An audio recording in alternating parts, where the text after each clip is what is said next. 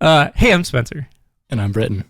I'm Levon. Since 2011, Buckethead has released 298 albums in his Pikes series, and we're going to listen to them 3 at a time.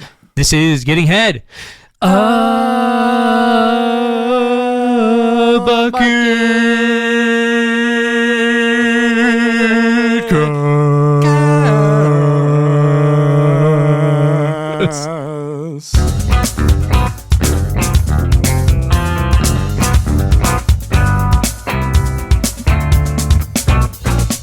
Welcome, head-getters, bots, slugs, slunks, Anderson Cooper, Tucker Carlson, What? Sean Hannity. Why are you here? Oh no. What are we doing? Rush Limbaugh's ghost? And Nancy Reagan's throat game. Welcome. This is episode 67 of Getting Head, a Bucketcast. How did we make it 67 times? Like, what are we doing? What are we doing right? The power of belief. Yeah. Some of those people also exercise the power of belief in things that are fake. Welcome to the Buckethead's show. not fake. Don't say that about our presumable God on this podcast. Okay. I was talking about trickle-down economics, but, you know. Oh, true. You know. Okay. Anyways, we're joined by a guest. Hell yeah. We love to see a guest. Hey, who are you? Why are you here? Oh man, What did you do? You know, I'm just as baffled as you are, man. Yeah, I mean, Yeah, totally. I'm Levon. I host a silly show about pointy objects called the Knife Nuts Podcast. I've been doing it a long time, but you know, wait, I'm sorry. I'm sorry to interrupt here. You said it's about pointy it's about knives. It's about knives. Yeah. I've only prepared questions about nuts. Dude, wait, what? Just so you know, man, we're proficient in both knives and nuts. So okay, so I'm prepared for both all your questions. Okay, yeah. Good. Because I got real nervous there. I'm like, wait, pointy wait, uh-oh. Your fears should be put to rest. Sorry, continue. Yeah. Continue. I also have a love for, it's funny. Spenser and I chat once in a while, and we have common interests in all things weird. I've noticed that. Yeah, I've noticed that. Yeah, definitely. Music being one of the things. Our sense of humor seems to be stemmed from the same well of souls. Garbage is what I call it. Trash. Yeah. Well of garbage. As one of my great friends once said, you're cut from the same cloth. Right. But that cloth is toilet paper. Mildly used toilet paper for and it's the rough stuff. It's no Angel Soft, no quilted, the Scots whatever. 1000 at best. 100%. Yeah, really institutional. Extremely institutional. It's the stuff you get from like Cisco Foods. Exactly. They have no business selling fucking toilet paper. 100%. 100%. 100%. Yeah. We love to see it. What's your EDC, man? Oh my God. Tell me about it. Oh, listen to you speaking the lingo. You know what's funny is I'm not carrying anything right now. I got my sweatpants on, man. I'm in comfy mode. Nice. You don't have an every night carry then. Just an every day. There's knives everywhere. I mean, that's fair. Within reach, there's knives. So that's never within reach. There's knives. There's never an issue Name with of the that. episode. There's also always a Chihuahua within reach as well. So we love to see it. Yeah. That's Hector. He also is joining us here. That's a very non-shaky Chihuahua. He has his days. Don't let him fool you. That was surprising. You picked him up and it was just like still. Yeah. I'm like that's not a Chihuahua. Yeah, he's just chilling on my lap here. Stuffed doll looks like a Chihuahua. Yeah. But Yeah. Well, we love to see it. Yeah. We love to have somebody to bring into, listening to weird fucking albums and talking about dicks and nuts and things like that. You know, Britt, what's up with you? I didn't actually prepare any. I didn't interpret it like testicles. I don't have any questions about that on my list. So that's good. Not a whole lot.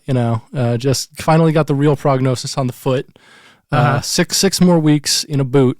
I've been there, broken man. Foot, broken ankle. Not fun.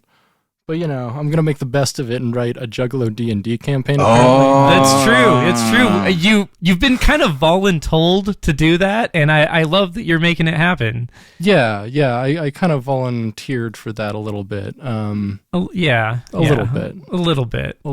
You should take that all the way and turn it into some sort of LARPing thing at some point. Oh yeah! Imagine that. How cool at the what's the point gathering. of LARPing as a Juggalo when you could just be a Juggalo? I mean, it's like that's also true. Yeah, that's a lot of layers. Yeah, true. Yeah, we love it. That's pretty great. Well, that's good. It's good that there's not too much more boot for you. It's still a lot of boot, but you're nearing the end of it, I guess. Nearing the end of boot phase. I'm like not even halfway through. Whatever. Bruh. Whatever. Sucks. Yeah, and I live on the 3rd floor walk up, so it's like you do. I'm kind of stuck indoors basically. Dude, that's a rough injury, man. I had an Achilles tendon tear. No, really bad. No. Oh my god! Like the Achilles tendon is. Thankfully, I didn't get that. I got like the big tendon on the side of my ankle though, and that one it like ballooned up like a motherfucker. Yeah. And like when I first like showed the doctor my foot. Like the orthopedic surgeon was like, "Wow, I don't see anything like that very often," and I'm like, "Oh, that's not good." Is there at least a good story on how it happened, or am I? I'm sure I'm late. I'm sure I'm late to the party. I tripped on some stairs. That's it. That's it. Oh, yep. Nice. Nothing fun. Nothing as fun one does, yeah. At all. Actually, like some of my most grievous injuries have been from falling upstairs. Actually, 100%. Yeah, one of the worst ones I had, I've probably told this story before, but I was walking up an escalator and I tripped and smashed my face on one of the escalator steps. That's sick, dog. And I broke my nose. Oh man. And this was at the mall that housed the company I worked at, and basically I had to walk to the parking garage to my car to drive myself to the hospital, and I just was gushing blood the whole way, and there's still some of my blood in the parking garage to this day. Is this when you were working at Zoomies or? No, this is my current job. Oh, the Geek Squad. Yeah. Oh wow. Yes. Wow, you shed some blood for the Geek Squad, baby. More for the escalator. The escalator gods, they ask for their due, and they are but giving also them. like you want to pour one out for the Geek Squad, baby. Oh man, sure. Spenser, I know we have something else in common. Oh yeah. Yeah. Anyways, we'll talk about that. Actually, you know what's relevant to that is I had a job interview today. Oh, God. And they offered me the job. Oh, good for you. Nice. Yeah. So Excellent. How cool is that? Congratulations. Thank you. I haven't gotten my offer letter yet, but if it's anything above what I'm currently making, I will take it. Take it. With the Geek Squad? No, with a new company. New company. Yes. Excellent. Good to hear it. Good to hear it, dog. Yeah, That's fun. I hate my job, and I've been looking for a new one. So nice. I'm hoping to move on from that. Indeed. Wonderful. So, it's been 5 long years, and I am eager to be away from the general public, especially during coronavirus. It's just not worth it, man. It's not worth it. No. Not Absolutely great. Not great. So that's basically what's up with me. Though I did have like a plumbing catastrophe. I talked about this a little bit last week. You did, yeah. So I have an update on that. Okay. So was the bathtub still going when we were doing the podcast last time? So let me recap it. So okay. You your bathtub just started leaking a lot of hot water, and it made your place like a jungle. You called maintenance. Yes. And told him, I hope you please wear a mask when you come over. And he's like, yeah, okay. Came over, fixed your stuff, seemed fixed just fine. But then near the end, he's like getting weird about talking about the mask. Weird about the mask, like, the mask doesn't really matter. I mean, you're like, whatever, man. We're done here, like later. But then like immediately after he leaves, basically your shit starts gushing hot water. Yes. place is a fucking jungle again. Yes. It's a jungle out there like the Monk theme song. Yeah, like the Monk theme song. Exactly. Okay, yes. My entire existence was the Monk theme song. That's where we left off. Your place, your shit was still fucked. Wow. And you had to fucking get this guy back there. What's new? Britt, what's the new? recap? Incredible. Thank you.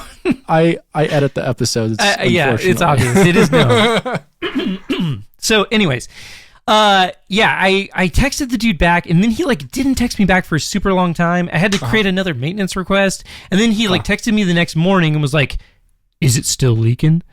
And I was like, "Yeah, man, it is." And then so he came over, and then he fixed it. He did fix it. It's not leaking anymore, and he was quick about it, and he left. Mm-hmm. So there's no more weirdness about the mask. Thankfully, it was good. Okay, that's chill. good. It was fine. And he was friendly too, so I'll give him credit. He was very chill. Yeah. So whatever. But now there's a new problem, and I have to call him back, and I don't want to. Oh no. Okay, so he did fix it, but now the cold water is weird. Okay, so I don't know how y'all's shower works, but the way my shower works is the hot water is only one temperature. You control the temperature of the water with the cold water. Sure. By how much cold water you add or take away, that controls the temperature of the water. Interesting. So it's not that interesting.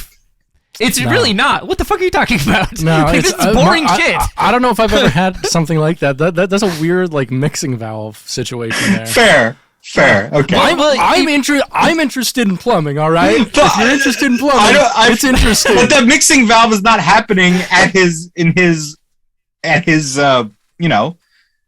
shower. It's happening. But yeah. So okay. So check this out. So there's two knobs, right? I guess I have to explain this further. Apparently, yeah. There's two knobs. You turn the left knob, that's hot water, and it just is hot. It is super hot. Then you turn the right knob. I see what you're saying. Okay, yeah. The right knob that adds cold water to the equation, and that controls the temperature of the water. So there is no mixing valve then. I don't know what you're talking about. A mixing valve is explaining it. On the boiler or at your hot water heater. That's actually part of your plumbing, not part of your fixture. Yeah, I don't know what you're here for, Britt, but I'm just here to learn about plumbing. He's right. Okay. You're both right in this situation, but the mixing valve wouldn't be part of his bathtub. Okay. Yeah. Okay. Yeah. Sorry. Continue. Okay. Anyways, so he made the right side, the cold side. He made it weird. Now you turn it, and nothing happens for a while, and then it sort of makes it really, really cold, and then if you keep turning it, nothing happens again. Are you in a house or in an apartment? Apartment. Does it have its own water source, or do you share it with other apartments? I don't know. It's shared, I think, right? I have no idea. You should see. I think it's because if that's the case, he may have messed with the mixing valve. Yeah. But that would affect literally everyone in the complex, not just you. Right. Yeah, right. I think it's actually the valve on the knob itself. I think the knob is fucked up. Because he replaced the valve. That sounds more likely. And I don't know how to adjust that. I guess I could Google around and kind of figure it out. But basically, I don't think it's worth it for me to do it because it's I'm in the building. Just let them fix it. True. But now I have to call the guy back. Yeah, again. But also, it's going to take forever to maybe get it actually fixed versus diagnosing it yourself and actually figuring it out yourself. This is true. Sometimes so it's like a quandary that I'm in. Yeah. It's a quantum leap. It's a Scott Bakula. I would just call. Just be friendly and call. Get it done. What if tomorrow you woke up and you were the maintenance guy, Spencer, like Scott Bakula, but when you looked in the mirror, you saw Scott Bakula? What is Scott short for? Scott. It's not short for anything? Not usually. Scotland. Scotland. Oh, okay. Thank you. That's what I was thinking. Scotland. Yeah. Speaking of Scotland, hey, Britt, can you maybe hit us with a bucket fact? I think I can possibly do that once I find the soundboard. Here we go. Bucket fact, bucket fact, bucket fact, bucket fact, bucket fact, bucket fact, bucket fact, bucket fact, bucket fact. Today we're going to talk about a not often talked about corner of the more obscure Buckethead discography. One of his collaborations with John Zorn, who we have talked about before, among other musicians, known as Company 91, released in 1992. Company was a collective of improv musicians of all sorts, but mostly coming from like jazz, and like most of them being like virtuoso level, like well known for being incredibly good, like Buckethead and John Zorn. Sure. Concept was conceived of by jazz guitarist Derek Bailey in the 1970s as a way to make ensemble pieces out of challenging combinations of artistically different players who would probably never otherwise collaborate. Other notable collaborators include saxophonist Evan Parker and Anthony Braxton, keyboardist Steve Beresford, guitarist Henry Kaiser, who gave Buckethead the eponymously named guitar Kaiser's Gift, and, of course, John Zorn and Buckethead. Up until 1991, the company, from, I think, 76 to 91, had produced 11 albums altogether, all with different combinations of musicians, but usually anchored by founder and guitarist Derek Bailey. Company 1991, which Company 91 is short for, was technically a live concert series that spanned Tuesday through Saturday, a total of 5 concerts at the Place Theatre in London. There are 3 albums in the series, from the beginning, the middle, and the end of the week, respectively. We get to see Buckethead here in a really interesting and rare form, playing on maybe 1/3 of the tracks, but playing some absolutely insane stuff. My personal favorite being called Jay-Z/BK from the first volume, from the first day of the week, and it's just Buckethead and John Zorn playing incredibly weird and fast runs and licks at each other. Oh, I thought you meant like Jay-Z. No, Jay-Z, John Zorn. Like I was, that would really. I was so confused. Like, different collab. Different collab. I was like, holy shit! This one's called. You did a thing with Jay-Z. This one's called Buckets in Paris. All right. Oh my god! Yeah. Like that, see that I would love to hear. Like that would be Buckethead interesting. There's another thing we can talk about. Buckethead has been actually pretty heavily sampled recently by a lot of like drill rappers. Like really? Yeah, dude. That's crazy. Like, Lil Durk sampled him. NBA Youngboy sampled him. I've heard that name. Yeah. On a song called House Arrest Things that has more than double the listens of any Buckethead song on Spotify. Wow. It's nuts. Yeah. Wow. But that's amazing. Buckethead's not even credited on the song, which sucks. Of course not. What? That's whack. Yeah. Anyway, so back to Company 91 here. The project would eventually only record one more record, Company in Marseille, released in 2001 without Buckethead, but would eventually cease to exist with the passing of founder and leader Derek Bailey in 2005. If you're into like super weird experimental free jazz type stuff, I'd recommend hitting this up. It's weird as fuck and pretty good if you like cool instrumentalists doing cool shit. Bucket fact. Oh my god! What a bucket fact! That was more Pikes. That was very cool. Very cool. I actually listened to the John Zorn stuff a long time ago. It has been forever, but I mean, there's so much Zorn. Like sometimes I'm like, I think I'll like check out a Zorn project, and I'm like, I've definitely heard this before. Actually. Right? He's just like he's done so much 100%, stuff. Like sometimes I just like forget he's done it. It's beautiful. Yeah, it's beautiful. Totally. What a dude. What a Zorn. Amazing, prolific. Zorn. Like, I mean, if your name is Zorn, if your last name is Zorn, like you've got to be something. A prolific dude. Like you got to be like the guy that did a cool thing. Like, and he really lived up to being a Zorn. I think. Like he's hell of a Zorn. Like one of the best Zorns. Like maybe the best Zorn. Like holy shit. He gets me Zorny, baby. Yeah. Do you make me Zorny? Speaking of Zorny, we listened to 3 more Pikes this week. Oh yeah, those did make me a little Zorny. Some of them. Yeah. A percentage of them. Pike 199, Pike 200, and Pike 201. We crossed the 200 threshold. Yeah. Only that. Yeah. 8 Days Till Halloween, 7 Days Till Halloween, and 6 Days Till Halloween. Flare Up, Cavernous, and Underlair, respectively. Wow. Look at that. Pike 199, 8 Days Till Halloween, Flare Up, released on October 24th, just one day after the previous Pike, Eye on Spiral. Eye on Spiral. What do we think, folks?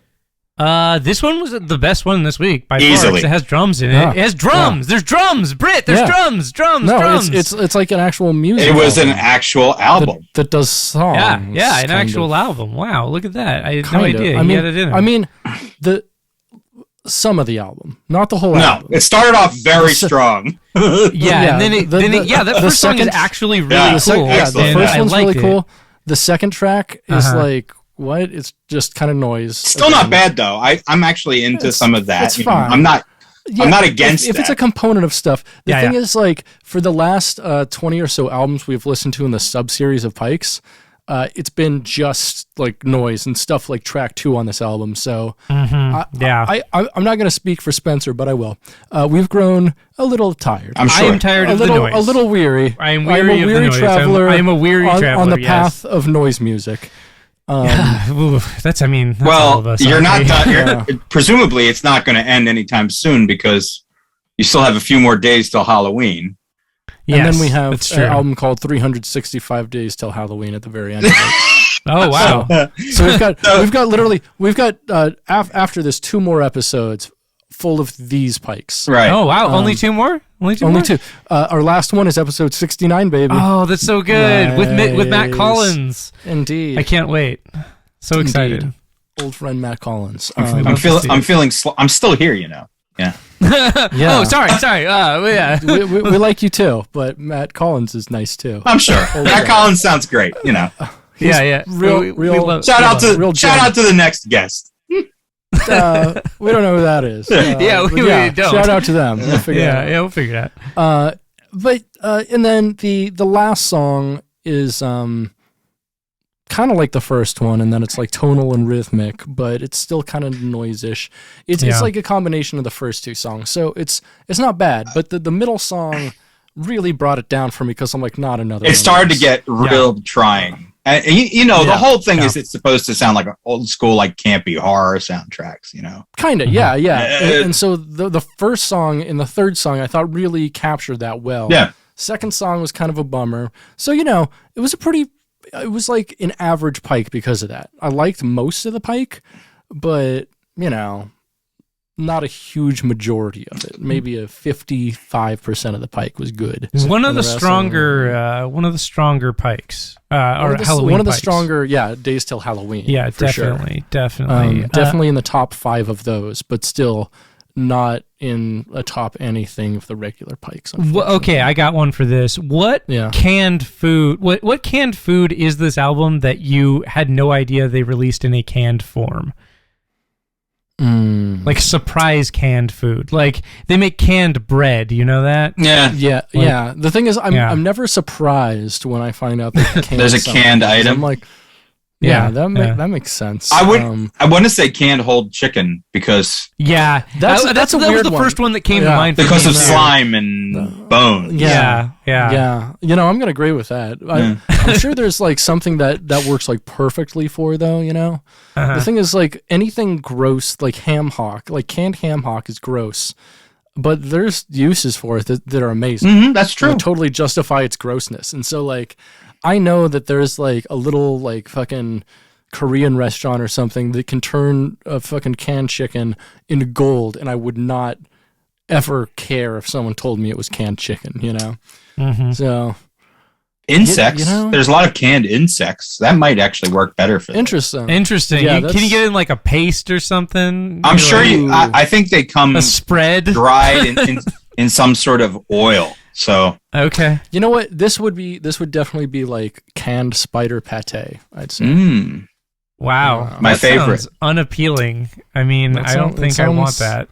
Is this album entirely appealing? I mean, I want this album more than I want that. So I don't know if I would say it's that. So speaking of things you don't want, Pike 200, 7 Days Till Halloween, Cavernous, released on October 25th, just one day after Flare Up. Yeah. So this is a banjo ambient Halloween banjo album. This is the third. Is this the third one? Like that, it slaps. This is the second one. The second one. Okay, this is the. When you say it like that, it sounds like it slaps, but it does not slap. No slap. It doesn't slap. No slap. No. Like if Danny Elfman like composed a banjo album, it would slap. Yeah. This unfortunately does not. Yeah, this ain't no Bela Fleck. Okay. Yeah. Bela Fleck could make ambient banjo that would rock. I believe it. Bela Fleck has made ambient. I know a banjo band that actually does slap. Yeah. Are you guys slap on the banjos? Oh my God! Are you guys familiar with the Goddamn Gallows? No. Goddamn Gallows. They're a satanic bluegrass band. Oh, that's nice. Okay. I'm into good. that's good. That's not what I'm recommending. I have a thing to recommend for you guys. That's okay. Cool. All right. But that's just an aside. You talked about banjos, but there's something. But this Pike sucks. Yeah, it's not my favorite. So it's like banjo. It starts out with like banjo with like the wind in the background. Yes, right. It's like a texture, and like the one thing that does change in this album and is kind of constantly morphing is like the electronic backgrounds that he chooses, and some of them sound like they could be like maybe field recordings and stuff like that of like not necessarily nature, but just kind of like ambient sounds, planes going by, shit like that. But then like the one constant is a delayed acoustic banjo, lots of it, and it just like saturates the mix, and it's like it doesn't do anything really interesting ever. It evokes a lot of, again, I think it just evokes a lot of like campy 60s 70s horror, Hills Have Eyes, things like that. And I really think that that's all just very intentional. I was sitting, I listened to them all. I'm a glutton for punishment. I listened to them all in one fell swoop. Yeah. And that's the way to do it. Yeah. And I enjoyed the canned chicken, to be honest with you. It wasn't that bad. Like, it sounds like it would be gross, but like it has, has its use, right? Has a flavor. It has a flavor, right? So, you could turn it into a chicken salad, right? I got a question for this one. What feral animal is this, Pike, that accidentally got in your car? This is a skunk, dude. Feral skunk. A feral skunk. Okay, that's terrifying because it's like, you can get it out, but like, what lasting damage, like forever lasting damage, is it going to do in the process of getting it out? See, I think it would be something smaller and something that like wouldn't be like something that would just end up in your car, not do any visceral damage to you or your surroundings, but it would die under the seat, and you wouldn't, and then like a lizard or something, and you would not find it for months. And then you're like, what the fuck? Why is there like what's dead lizard what in is my that car? stink? That is correct. You're like looking for snacks in your car, and you're like, oh shit, is that a Slim Jim? And you pull it out, right? Like, rotting lizard. Well, I'll take what I can get. Yeah. I think you're right. I don't think I can top that. That's pretty good. Because it's speaking of rotting. Yeah. Sorry. Yeah. I was just gonna say it doesn't evoke any real emotion or terror or anything. It just sort of is. It just kind of stinks. Yeah, you're not wrong. It definitely is. You know what it is? Is dungeon banjo. Yeah, it is a little dungeon banjo. It's dungeon banjo. Like it's like the dungeon synth equivalent of like if you made it with a banjo.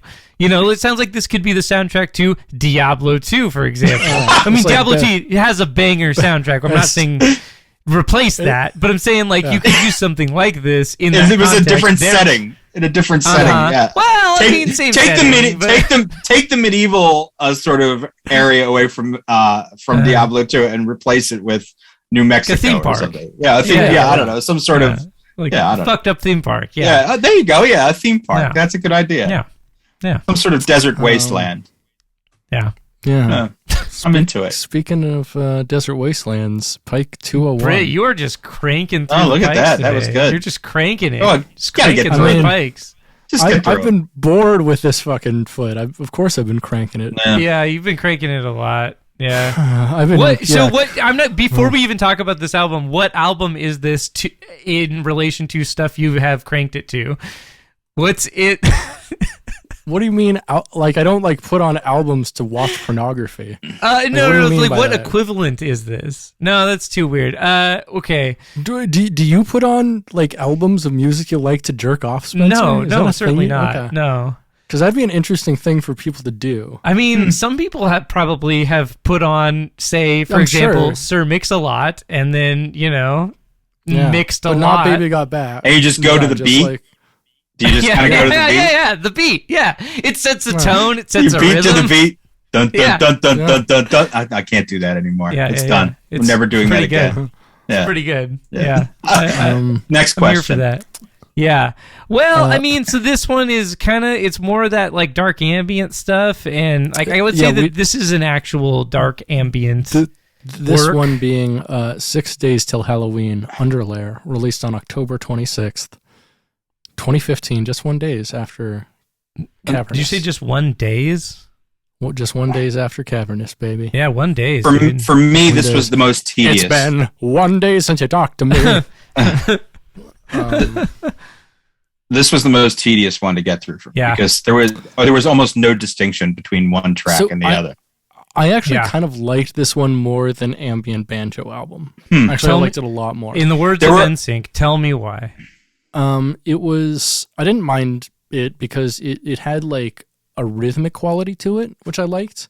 Like it was very droney and rhythmic with like a lot of the synth choices and a lot of what he was doing. He didn't use like much percussion or anything, but it wasn't super dissonant because it was just usually like just one or two synths doing kind of like more ambient stuff. And I didn't mind it. It was a lot more, I felt, musical than the last Pike. Okay. Yeah. You know what? Seems fair. I'm an idiot because what I did was when I was listening to them, I listened to the second and the third out of order. So okay. So that's where my brain is. So yes. The one I liked the most was this one. I mean, the first one I liked the most. That was the best one. Yeah, the first one was easily the best one. But easily the best. The one of the one with the banjo ones was tedious. Yeah. Yes. Yeah. My brain, I had to 201 just fine, but 200, the banjo one, I was just like he's still doing the goddamn banjo. Yeah. Like he's still doing the shitty banjo thing. And why? But this one was like more horror soundtracky. Yes. It felt more like focused. It definitely felt more focused and less like, I have these backing tracks. I'm just going to like fuck around on a thing to them. So yeah. I got more like, John Carpenter vibes out of 100%. That's why I was a little confused before because I was like, I couldn't think of a good thing to say about what I listened to as the last record, right, which was the second one, because that was like one of the worst things I've ever listened to. It was really this one was like this one's definitely like him doing like a sound art sort of thing. Yes, this is the one that really sounded like a when I was talking about it being more of a campy horror soundtrack. That's what this one sounded like to me. Yeah. I could see this like being like the background music at like a museum display about horror film artifacts or something. I guess it's like it's not intrusive at all. It's definitely like a lot of like sound collages with like a lot of different noises and stuff. Yeah, definitely noise, pretty much all like ambient, dark ambient. Dark. I would even put on like some campy horror, like Dracula versus Frankenstein or some crazy stupid shit, and then just put the volume off and put that on in the background or something like that.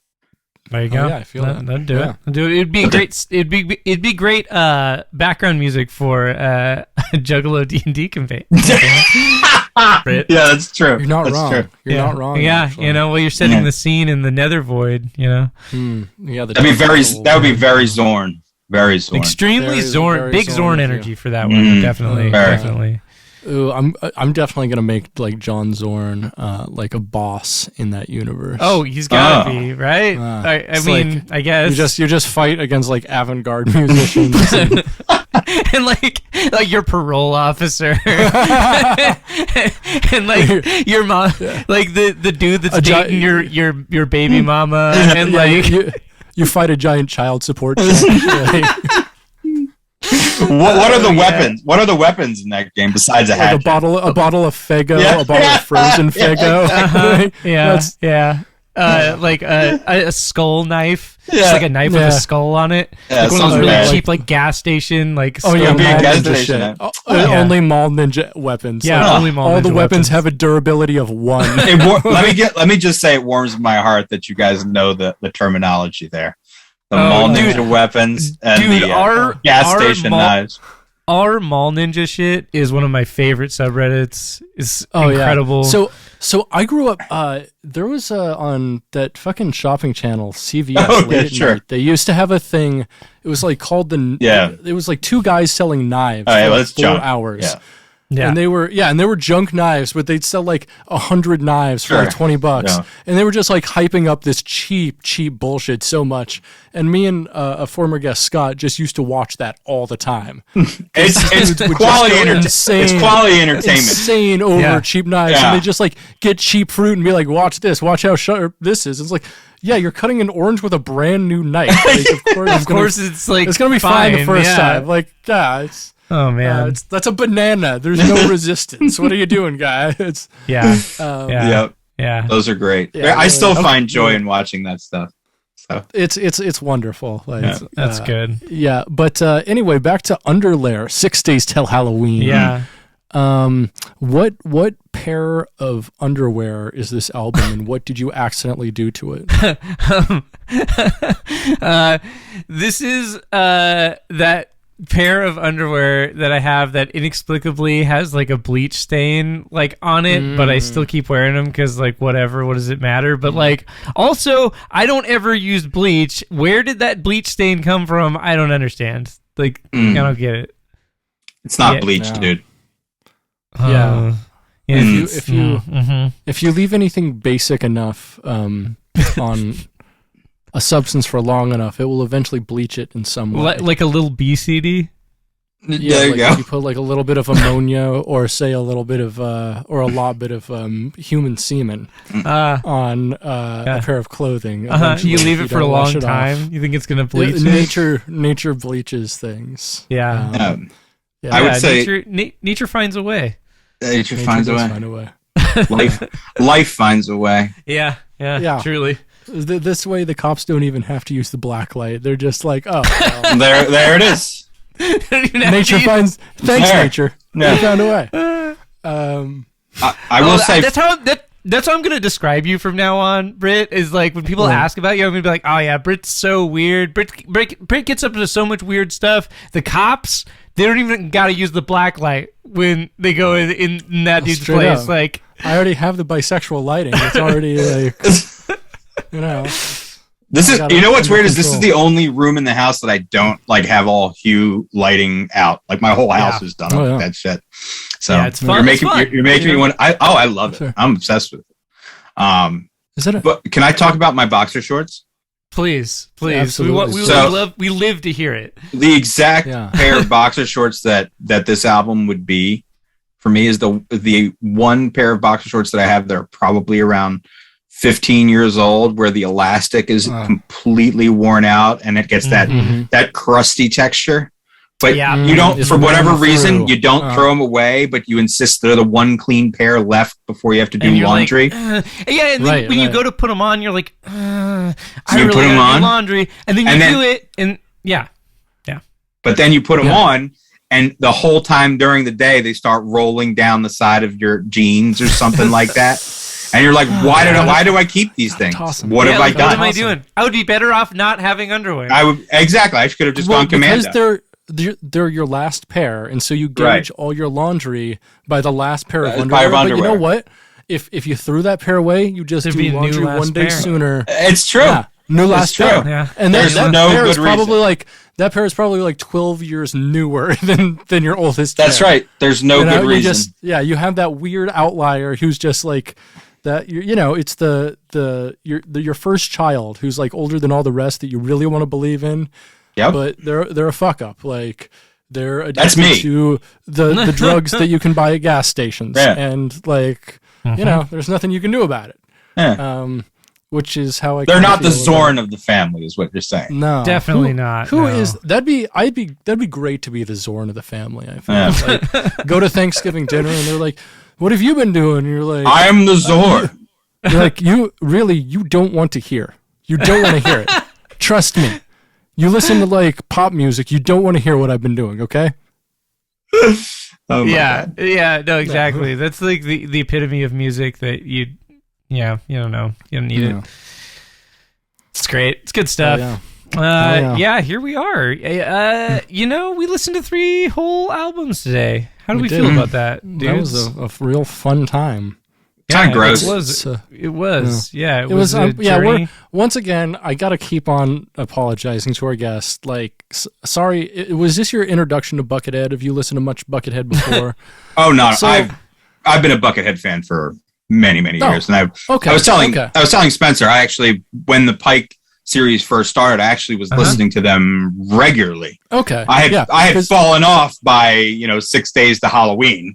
But I am pretty well versed in my Buckethead.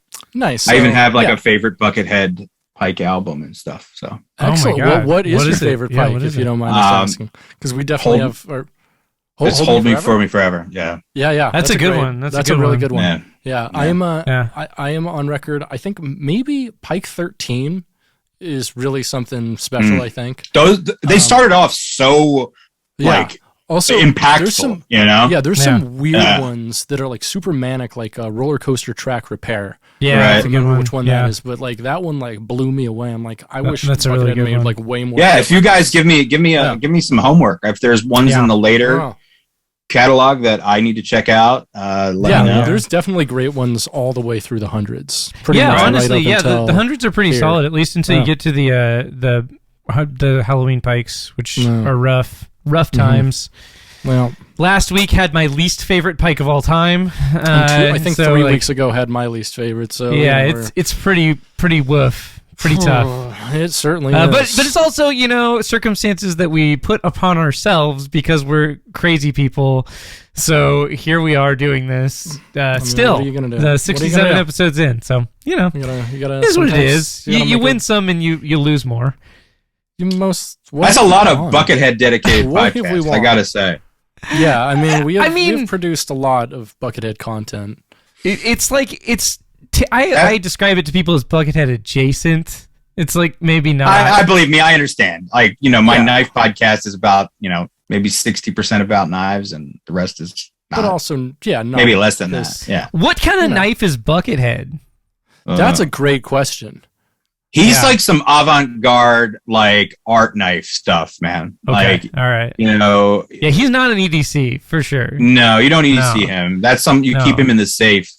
You take him out for special occasions. You keep him in the coop. A special stabbing. Yeah. If you got to stab somebody that's really special to you. He's a ritual knife. Like he's what goes in a goat or whatever. It's very metal. I'm into that, but or the chicken. It's what you sacrifice the chicken with. It's a Danzig music video. It's the Mother music video right there. Oh yeah. Bucket knife. Bucket.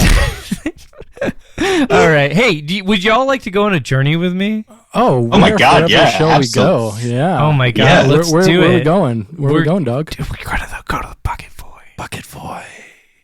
Bucket Void.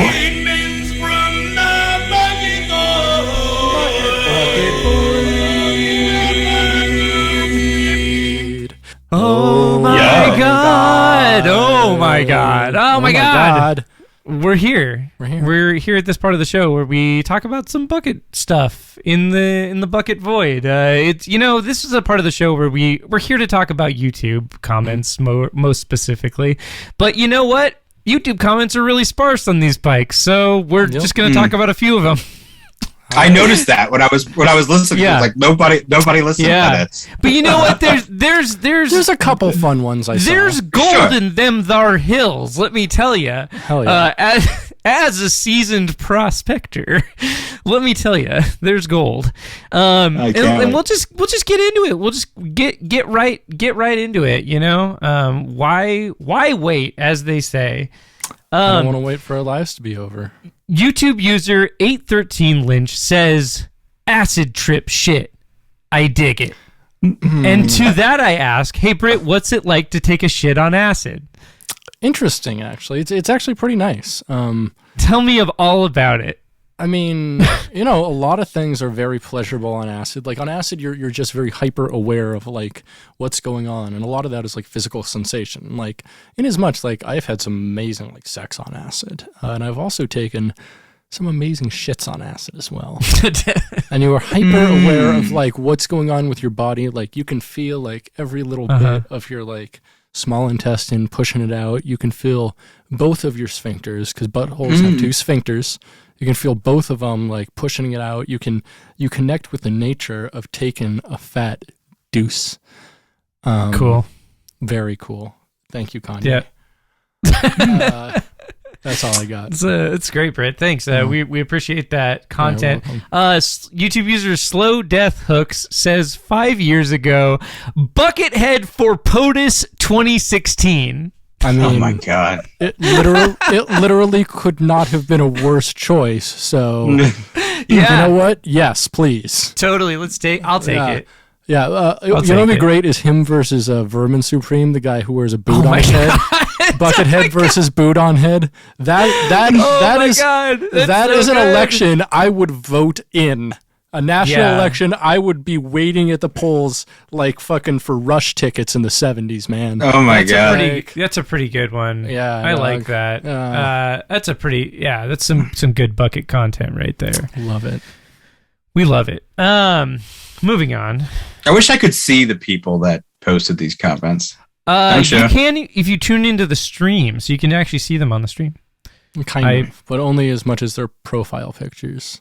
Yeah. It's on YouTube, right?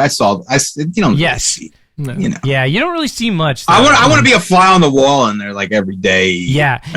See, that's what I'm curious about. That's why I like to talk about them. They're so strange. Yeah, I'd like to stalk these people. Really stand outside their window at night. You guys would get a kick out of the knife community people, man. Oh my God. Like a real physical kick, or like you might get that too. It's just. Can I tell you about my favorite knife thing of all time? Oh, I can't wait. I think about this all the time, and I tell it to people all the time. I want to get a knife, and I want to engrave on the blade, knife try. And so, like, in case somebody comes at me, I'm just like, knife try. Or no more Mr. Knife Guy. Oh, God. That's so you have to understand, Spenser, that being the hours and hours a day I spend, in knives.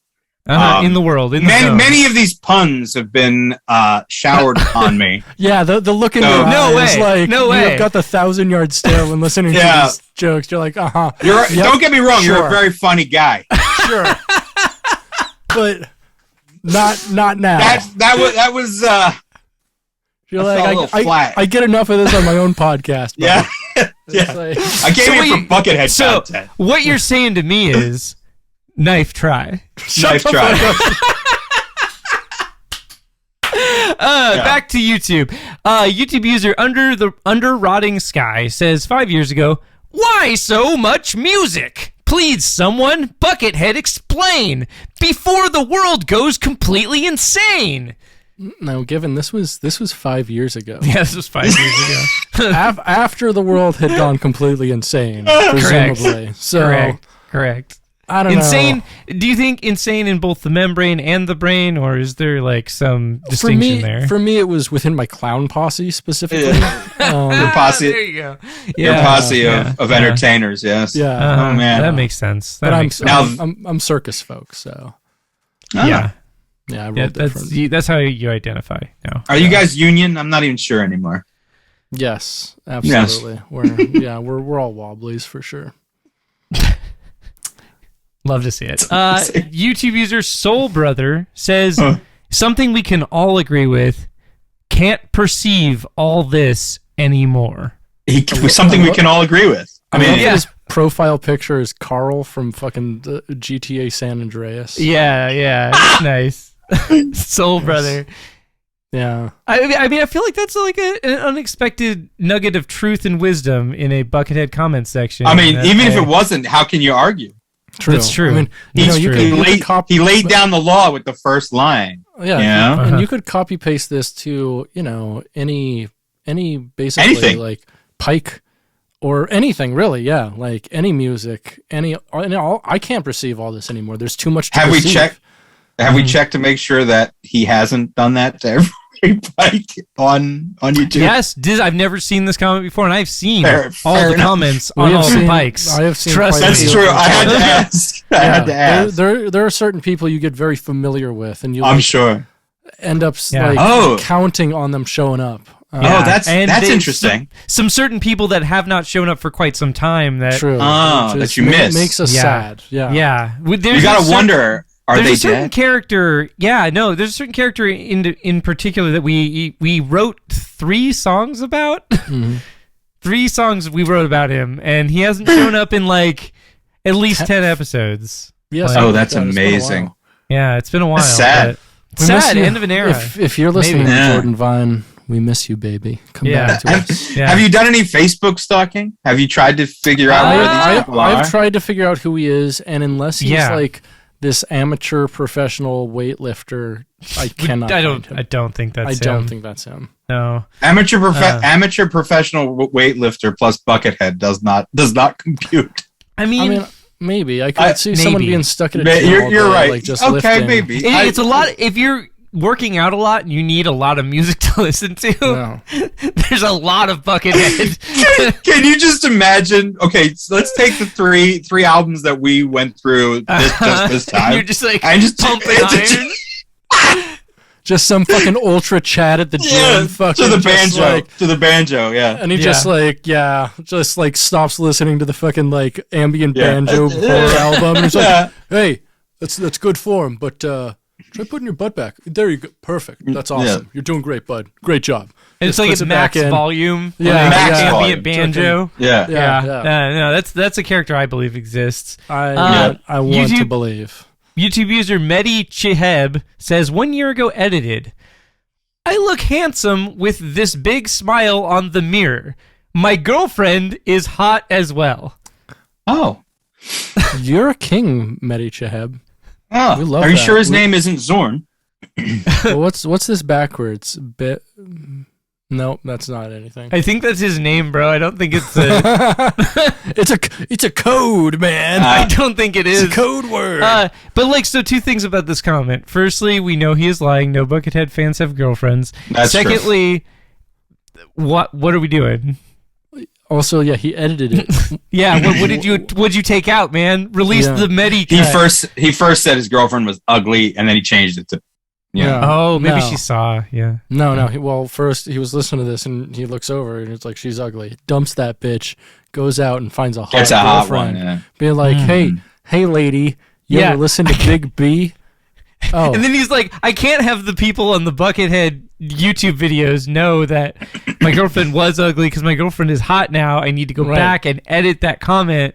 Yeah. Make sure that all 10 of people that saw this, you know? Hell yeah. You gotta make history right, dude, you know? There's a lot to unpack there. Yeah. Truly. So my girlfriend was ugly. Now she is hot. Set the record straight. Thank you, Mehdi, for setting the record straight. I love it. Ralph Bird uses some questionable grammar here. Almost every word is misspelled in this, so just so you know. His comment is this: I just really started listening to Buckethead yesterday and most of last night. It's a shame I must out on his music so long. I'm 33 and he is like the main guitarist of my generation. I like how he is introverted. Okay. So I am also 33 and I am not as dumb as this guy, so I feel like I'm doing pretty well. You're also not named Ralph Bird. It's true. Yeah, Spencer, you'd like to think that. We're just being nice to you. This whole podcast is actually a whole Make-A-Wish thing. Oh, fuck. That would make a lot of sense, actually. Yeah. Okay. So you're welcome. You're welcome. Well, and I mean, I didn't know. I just found out, Buckethead's the guitarist of our generation. Yeah, I didn't know that. That's actually amazing. The main guitarist. The main one. However, how old is Ralph Bird? I mean, 33. We assume 33. Oh yeah, he is. 3 years. That was the main point. That was the point. Yeah, he was 33. Keep up. Sorry, I don't pay attention to this part of the podcast. It is known.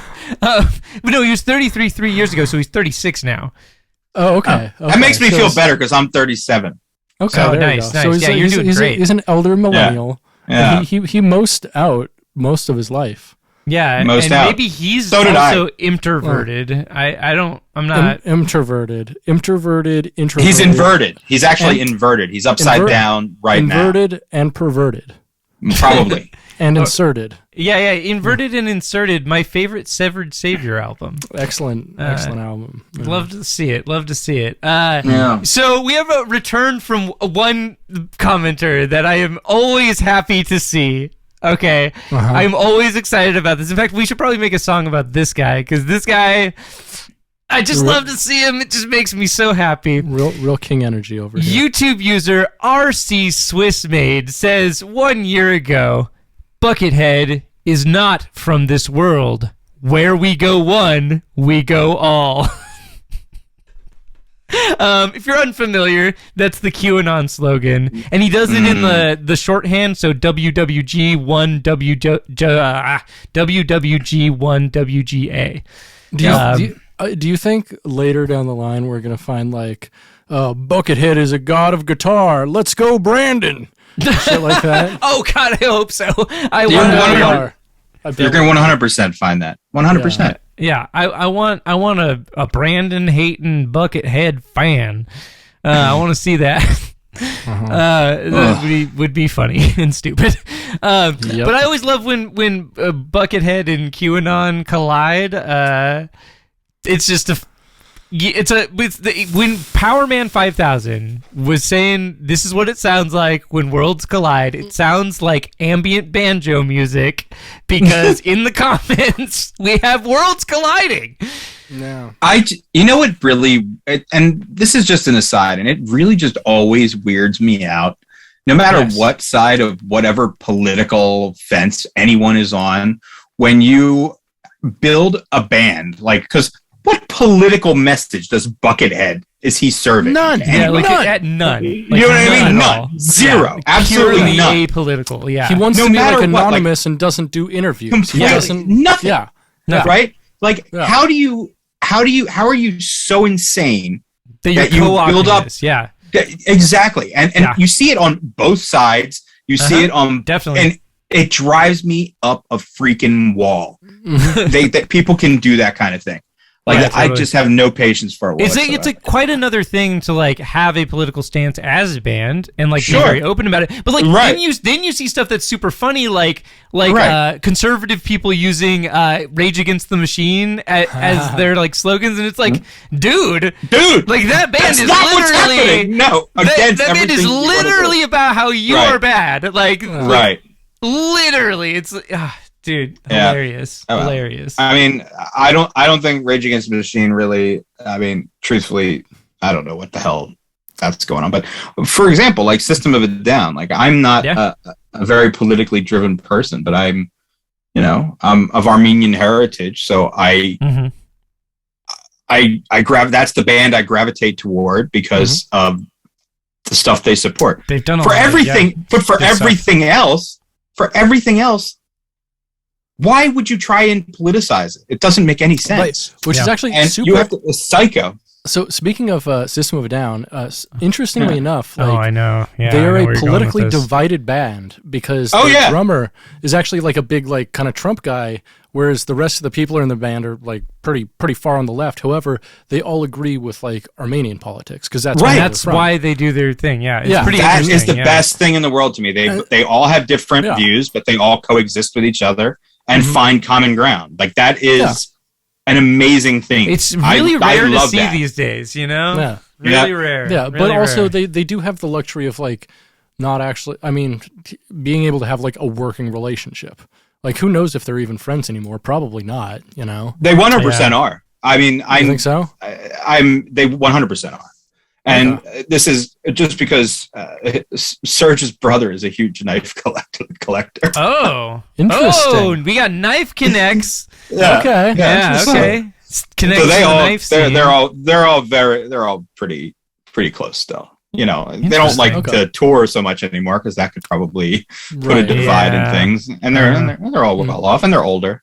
Oh yeah. But it's like a surgical strike and like a Surge 4 degrees of separation thing. Yeah, exactly. There, we brought it back around. Surgical strike. Hell yeah. Right. Wow. Look at that. It's all connected. Enter the Chicken by Buckethead and Friends from I think 2004. Right. So you guys want to hear something wacky? I was actually over at my mom's tonight, and my brother-in-law and my sister came over, and they had no idea I was doing this tonight. My brother-in-law was like, "Oh, you know what I was just listening to in the car tonight? I was listening to that Surgical Strike album and that Buckethead Holy song. shit. You remember that?" Sick. I was like, "Dude, that is the weirdest thing that you have ever said." Because man. yeah, I was like, "I am going on a Buckethead themed podcast tonight," and he's like, "What the fuck?" Yeah. He's like, that's the real question there. It's the. And he's like, "You're going on what?" And then he goes, "Can you please just mention this on there because that I find that to be very fascinating."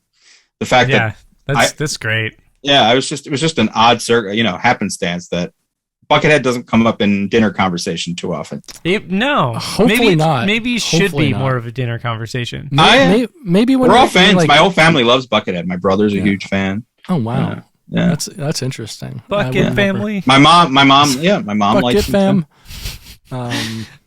So, speaking of dinner topics, we're going to change topics here a little bit. And, like I said, we're in a lot of YouTube comments, so we're going to move on from there. And I'm just going to share some tales from the DMs. So they're just weird DMs I got. I got a few of them. Tales from the Dungeon Master. Tales from the Dungeon Master. Spenser does a weekly Dungeons and Dragons game with himself. And sometimes the maintenance man. About mask oppression. But does he wear a mask? Masker. Dungeon Masker. That's maybe the name of the episode. I don't like that. Okay, so I posted this meme that's a picture of Yngwie Malmsteen, and in the picture, Yngwie Malmsteen, it's like a confession of sorts, and it says, "Not gonna lie, I may be straight, but I feel a rising force anytime I hear or see 80s Yngwie."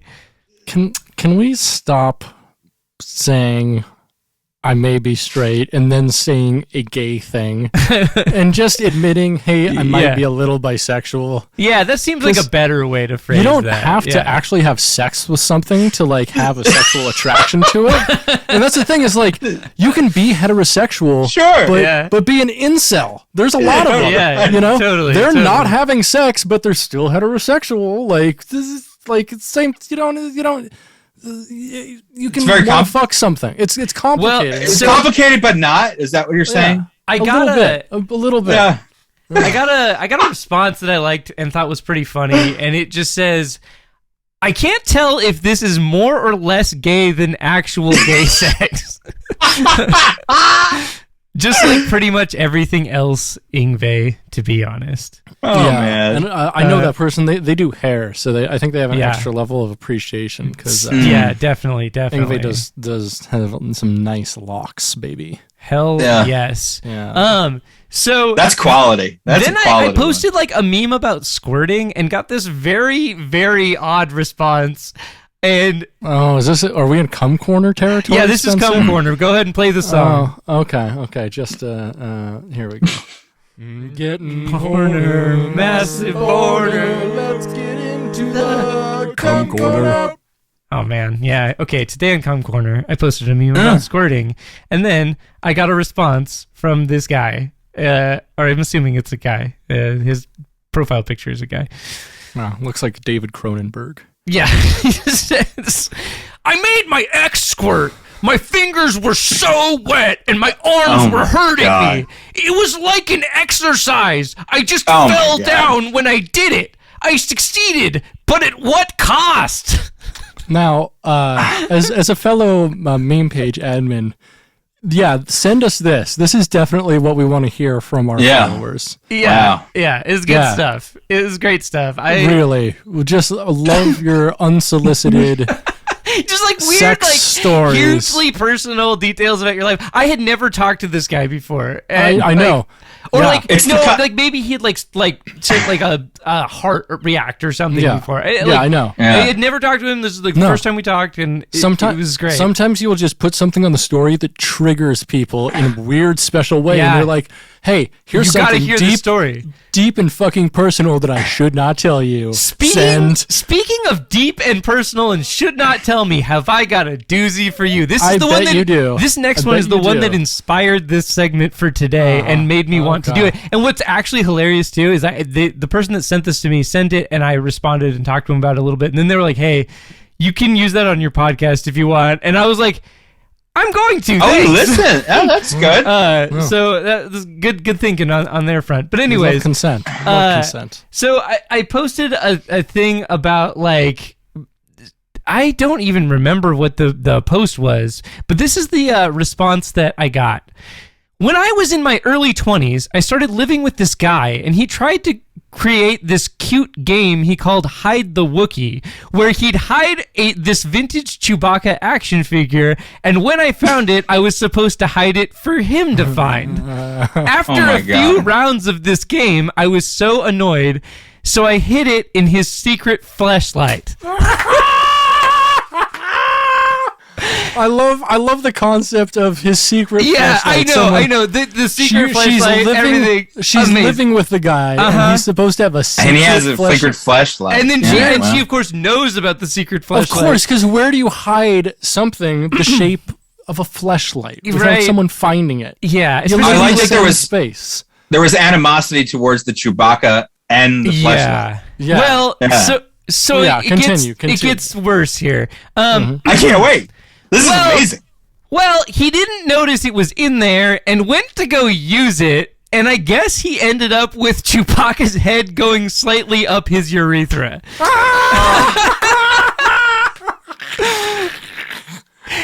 He was so angry and upset that we never played Hide the Wookie ever again.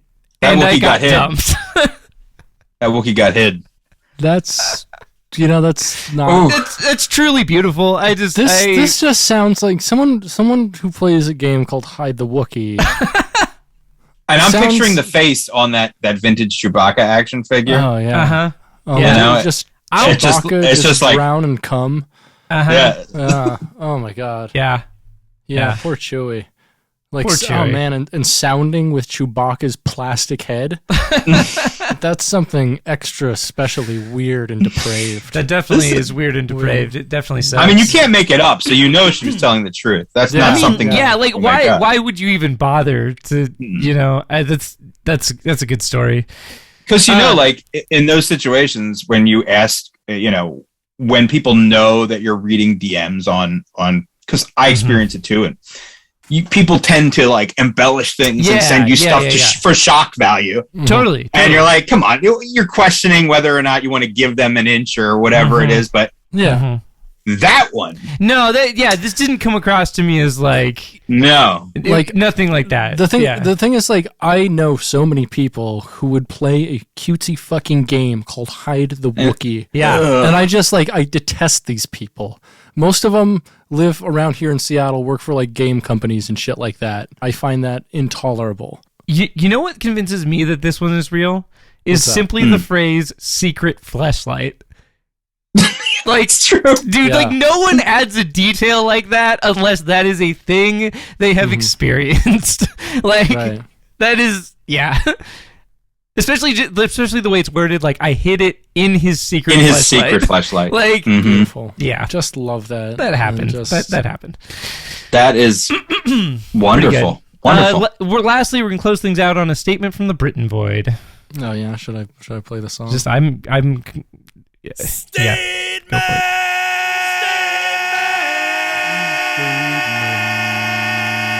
Statements from the Britain Void.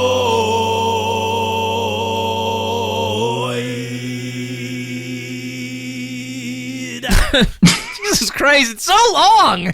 I love that. I've heard that once or twice before, yeah. Oh my God. Okay, so on Wednesday, October 20th, 2021, you texted me and said, quote, "Imagine having Gene Simmons lording over you for all eternity. Like, what a unique sort of hell." Isn't that what the rest of Kiss sort of experienced their entire lives? I think that's what we were talking about. It's not what we were talking about. Oh, it's not? Okay. No. Oh, okay. What? Statements from the Bucket Boy. God, it's really weird that you mentioned that, because we're on to the point where we do recommendations. Uh-huh.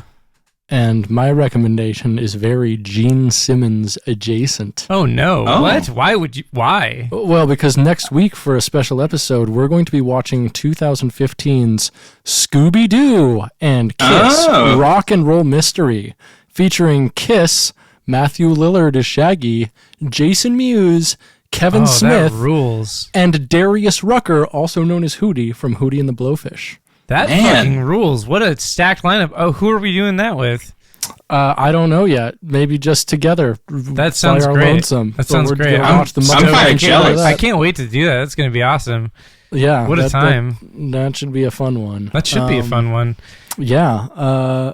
Who wants to go next? Who's got something to recommend?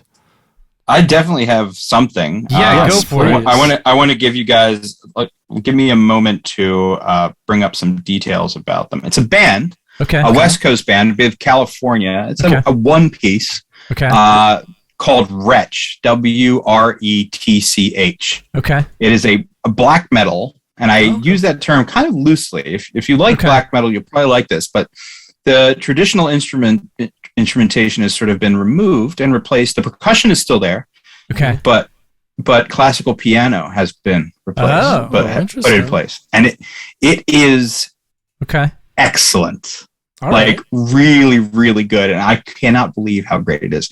And the dude is really cool. He's on Instagram as well. Like the friend of the guy came into work and we started talking about music, and he was like, and you know how it is, how some random person starts recommending music to you, and you're like, sure. I'm not gonna like this, and of course, and I'll always give it a shot. You know what I mean? Mm-hmm. And I was freaking blown away. It is really good. Like, I mean, you have to like black metal. Like, I mean, sure. You don't have to. You might not, and honestly, that's true. You might not. I don't want to personally. I do, but I don't want to. You don't. I like black metal, and I also don't want to like black metal as well. I mean, that's fair. I mean, I'm rather not. Like, I'm wearing a Danzig T-shirt basically out of irony. Like, I Danzig is part of my like youth and stuff. My musical taste has sort of grown past. We love Danzig in different ways. Yeah, right. Like I don't know if I love wrapping presences. I don't know if I love Danzig more as a meme at this point, or like he's a music. Great meme. But I do legitimately enjoy his first 4 solo albums. 4 albums. They're all good. Oh yeah. Danzig 1 through 4 are all great. I even like the Sam Hain albums too, but. Yeah, I don't like them as much. I like some of the Sam Hain stuff. They're good for what they are, and if you're into like the transition, the transition into Danzig. He's miss for me with Sam Hain and with the Misfits. I'm just like, sometimes I'm with you he's good, but like a lot of the production is kind of dumpy, and I just garbage. Their production's garbage. Whereas absolute garbage. His first 4 solo albums has some of the best. Sound amazing. Rick Rubin, I think, did a few of them. Richard Rubin. But Wreche, guys. Oh, I spelled the band name wrong, by the way. It's WRECHE. Okay. Yeah, I knew it was something, Okay. Gotcha. Spelled incorrectly. Spelling name. Dolce de Wreche. But the album is just called Wreche. Nice. Okay. That album is self-titled.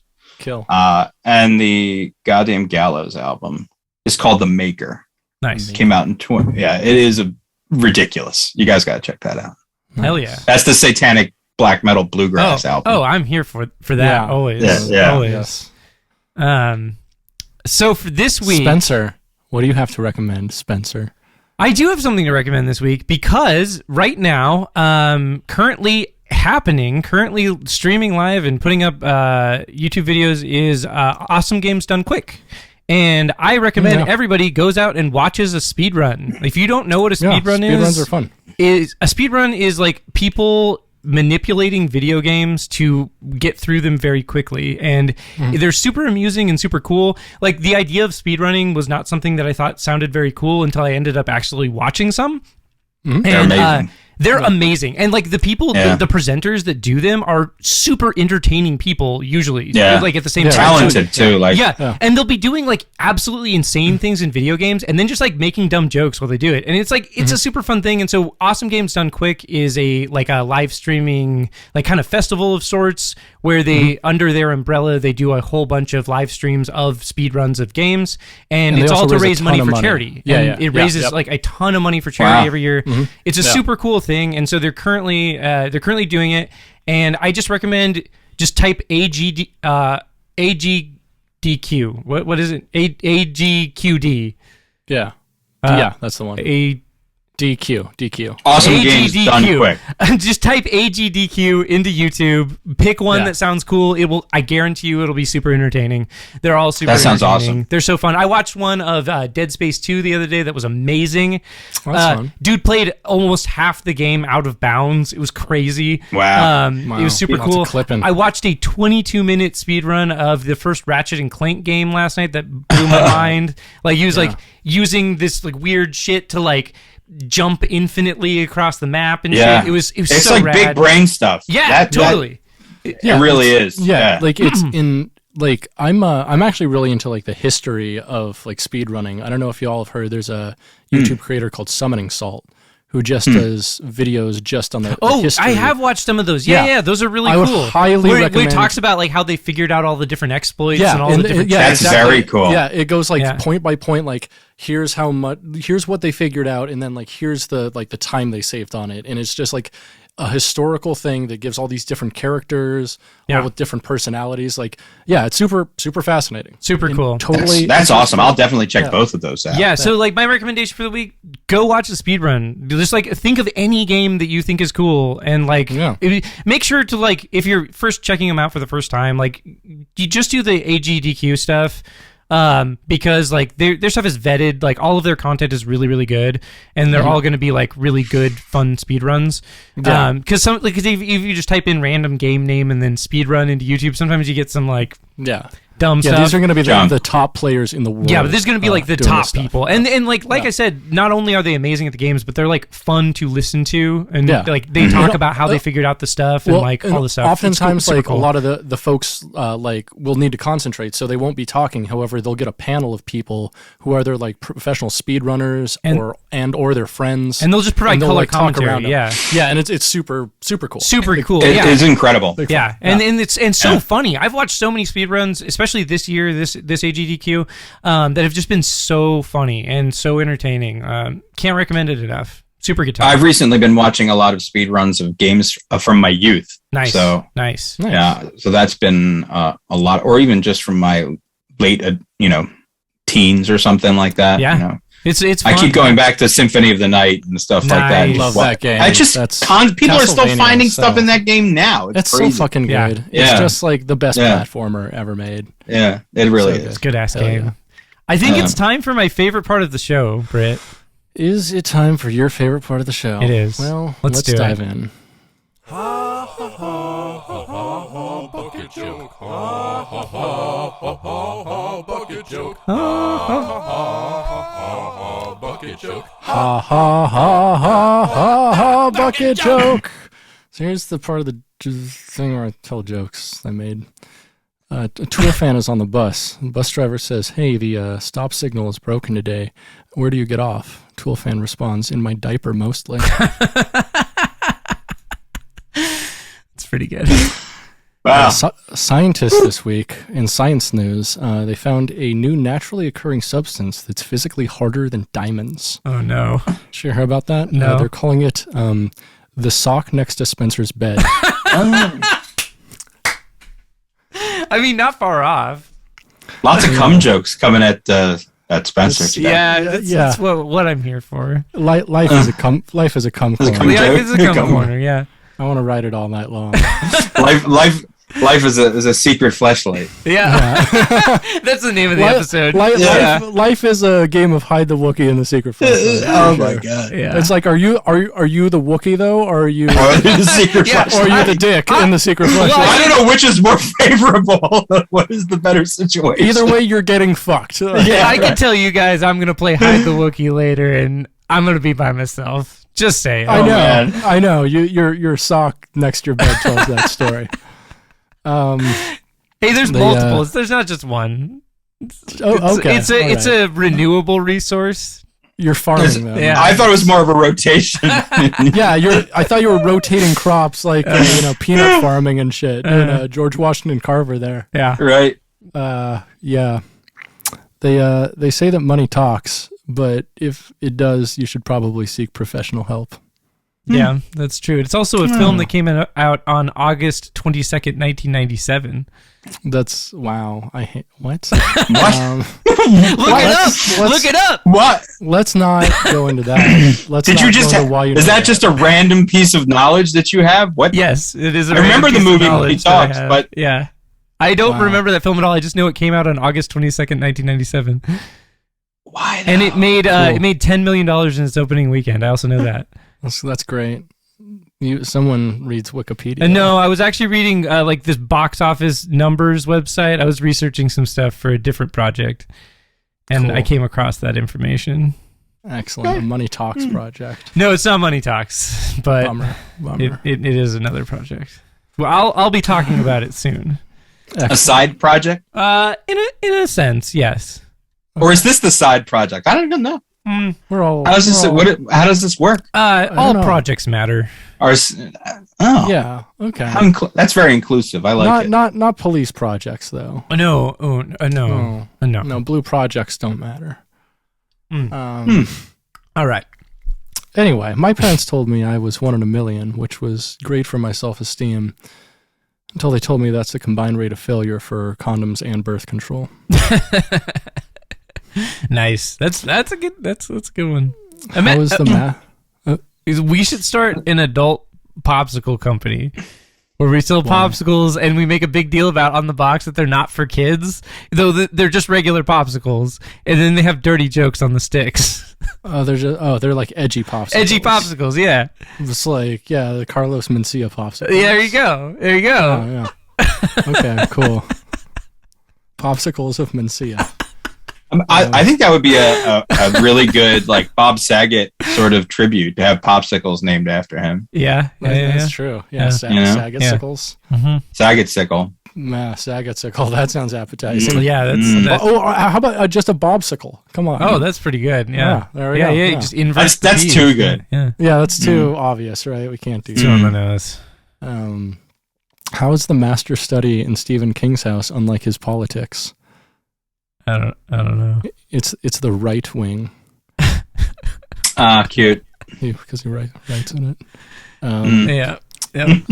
I saw a copy of Steel, the Shaq movie, nice. on Blu-ray. So that's already funny. I did what it said and took it without paying.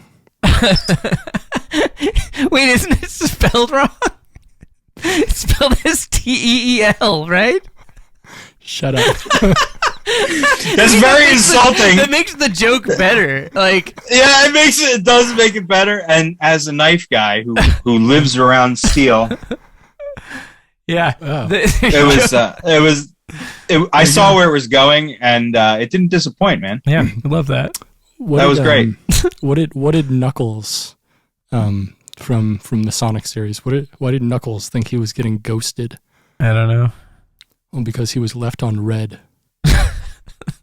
Were you just like red character?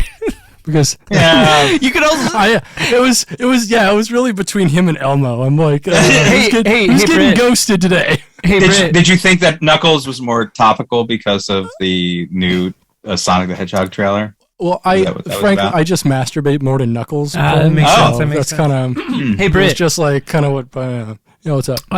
Why did the Kool-Aid Man think he was getting ghosted? Why is that? because he was left on red. He was left on red. That's pretty good. You should do that for bucket jokes. Oh yeah. Oh yeah. What was Dr. Jack Kevorkian's favorite Megadeth album? I don't know. Euthanasia. Oh No. Oh, did I ruin it? Risk, obviously. Risk. You like their later 90s stuff. Come on. That's so good. You should get out. I don't know why. I'm sorry. I didn't mean to ruin that. That was so much better than I did. There's a plan. A lot of Chinese restaurants are poorly lit because customers keep asking for dim sum. Oh no. Like dim the lights. Yeah, I get it. Yeah. So okay. Yeah. What's red, white, and blue and represents America better than any other symbol? I don't know. Ronald McDonald's junk after cock and ball torture. Wow. Yeah. We're here again. It's the end of the show. We made it. Do you think Wow. Ronald Reagan, Ronald McDonald, Ronald Reagan, Yeah, Reagan, Ronald McDonald, coincidence? I think not. I don't think so. No. Society. No, yeah. Lots of parallels. Yeah. Parallels, yeah. Trickle down hamburgers. We cracked that code. Yeah. Who's the real mayor of Hamburger Town, right? Mm-hmm. We know. Mm-hmm. We know. It's a great question. Yeah. Oh my God. Okay. Yeah. Here we are. Yeah. Yeah. Where can we find you? Do you have anything to plug? Yeah. What you got? Yeah. Oh. Tell us about your podcast. Oh man. Well, it's time for freeform. I guess I host a show with three of my buddies, a knife maker by the name of Brian Nadeau. He goes by Sharp Eye Design. My buddy Jake and my buddy Dave. We try to release pretty long content each month with episodes, and then I post constantly on Instagram. Mm-hmm. We do live stuff on YouTube. I'm pretty much the most active person with that. It's a lot of fun. Mm-hmm. It's about 10%. I've lowered the percentage from 70 to 10% about knives, and it's a lot of memes. It's a lot of crazy stuff. But I'm Knife Nuts Podcast on Instagram. That's the best place to find me. Nice. Knife Nuts Podcast on YouTube and all that other stuff. This has been just a joy. Thank you, buddy. We love having you. Yeah. Thank you so much. We appreciate it. Yeah, It's dude. been very Loved fun. Great time. We should have you back sometime. Hell yeah. Oh, I would Let's absolutely love that. Perfect. Right. Where can we find you, Spenser Hodge? My website, spenser.zone. That's SPENSER.ZONE. What about you, Britt? You can find me up at Dog Vorbis or hit us up on any of the socials at a Bucketcast on most places. And hit me up and I'll say hello and I'll say hello back. I'm going to put out a call, though. I'm going to do a thing right now. We need more voicemails.